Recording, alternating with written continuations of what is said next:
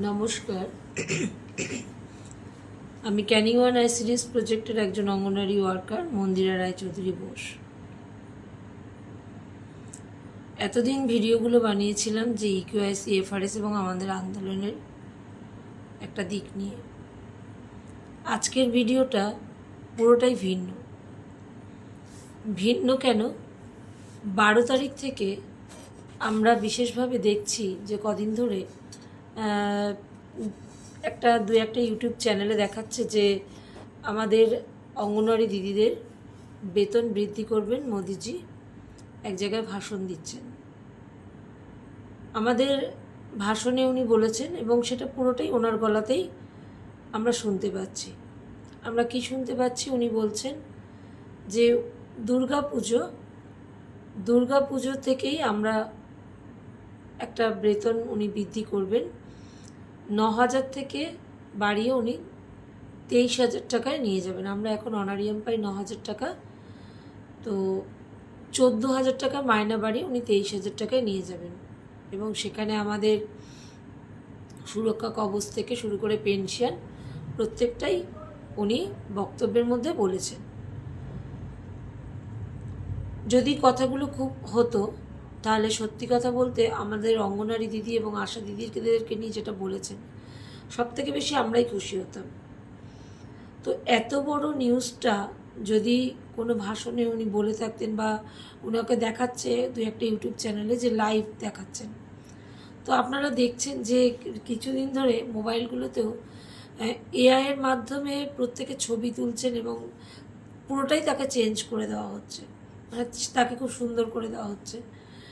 তো ইউটিউব চ্যানেলগুলোতে যারা এই ভিডিওটা ছেড়েছেন তাদের কাছে করজোড়ে আমাদের মানে আবেদন বলতে পারেন যে আপনারা এরকম ফেক নিউজগুলো নিয়ে বলা বন্ধ করুন।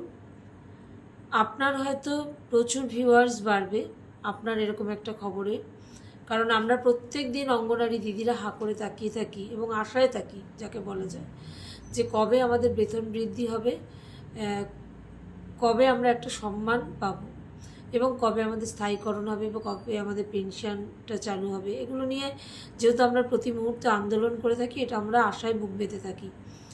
তো ফেক নিউজটা দেখে প্রথমেই আমাদের হয়তো অনেকেরই মনে হয়েছিল, তো আমিও অনেক জায়গায় ব্যক্তিগতভাবে অনেককে শেয়ার করেছিলাম। সবার খুব প্রথমে ভালো লেগেছিল, তারপর নিজে চিন্তা করলাম যে এরকম একটা খবর যদি হতো তাহলে টিভিতে নিউজে আমরা দেখতে পেতাম বা খবরের কাগজে বেরোতো, কেবলমাত্র শুধু কেন ইউটিউব চ্যানেলগুলোতে আমরা দেখতে পাচ্ছি। তাহলে যারাই এটা করছেন তাদের কাছে আমাদের অনুরোধ, আপনারা আইসিডিএস দিদিমণি বা আশাদেরকে নিয়ে এরকম ভিডিও বানাবেন না যে ভিডিওটাতে আপনারা তাদেরকে যে আশায় বুক বেঁধে রয়েছে সেই আশাতে আঘাত করা হয়। আমার মনে হয় আপনারা টোটালি এই ভিডিওতে আঘাত করেছেন। হ্যাঁ, গুজরাটে কিছুদিন আগে একটা রায় বেরিয়েছে, ওখানে তারা কোর্টে জিতেছে, তাদেরকে একটা মায়না বৃদ্ধি করা হয়েছে, সেটা গুজরাটে হয়েছে, কিন্তু ওভারঅল আমাদের এখানে নয়। ফলে কি হচ্ছে, সেই গুজরাটের খবরটাও কিনা বোঝা যাচ্ছে না। সেটা নাই হোক, তবে কোনো জায়গায় এক জায়গায় মোদিজি বলছেন যে উনি কেন্দ্রের প্রত্যেকে মানে যে মায়নাটা আমাদের কেন্দ্র সরকার দেন প্রত্যেক জায়গায়, সেটা ওয়েস্ট বেঙ্গলে হোক, সেটা বিহারে হোক, সেটা পাঞ্জাবে হোক, বিভিন্ন জেলাতে, তো সেটা বলছে যে কেন্দ্র ডাইরেক্ট ওই অনারিয়াম, মানে যে অনারিয়ামটা আমাদেরকে দেওয়া হতো সেটা উনি বেতন বলে বলছেন, বেতনটা সরাসরি আমাদের ব্যাংকে ঢুকে যাবে।